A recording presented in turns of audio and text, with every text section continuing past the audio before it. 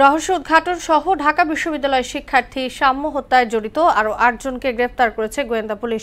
এক ব্রিফিংয়ে DMP commissioner জানান, সোহরাওয়ার্দী উদ্যানে মাদক কারবারিদের ছুরিকাঘাতে মারা যান সাম্য।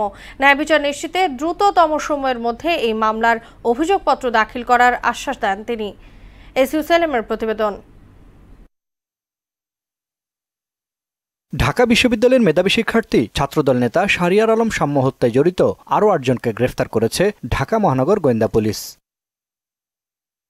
চাঞ্চল্যকর এই হত্যার বিষয়ে জানাতে ডিএমপি মিডিয়া সেন্টারে সংবাদ সম্মেলনে ডিএমপি কমিশনার শেখ মোহাম্মদ সাজ্জাদ আলী জানান, দেশের বিভিন্ন স্থানে অভিযান চালিয়ে আসামিদের গ্রেফতার করা হয়। আসামিদের গ্রেফতারের লক্ষ্যে কক্সবাজার, মুন্সিগঞ্জ, ঢাকা মহানগরীর বিভিন্ন এলাকায় ডিবির একাধিক দল ধারাবাহিক অভিযান পরিচালনা করে এ সংক্রান্ত আরো ৮ জনকে গ্রেফতার করে। গ্রেফতারকৃত আসামি মেহেদীর দেখানোর মতে সোহরাওয়ার্দী উদ্যানের ৩ নেতার মাজারের সন্নিকটে মাটির চাপা দিয়ে লুকিয়ে রাখা অবস্থায় হত্যাকাণ্ডে ব্যবহৃত 2টি সুইচ গিয়ার চাকু উদ্ধার করা হয়।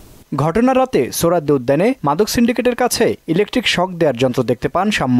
এ নিয়ে চ্যালেঞ্জ করলে মাদক কারবারিরা সাম্যকে ছুরিকাঘাতে হত্যা করে বলে জানান ডিএমপির গোয়েন্দা পুলিশ প্রধান।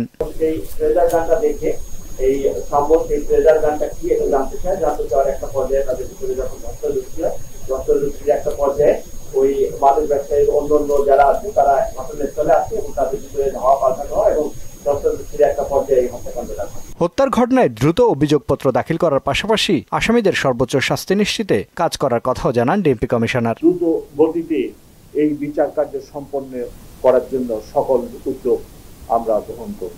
এসইউ সেলিম, মোহনা সংবাদ, ঢাকা।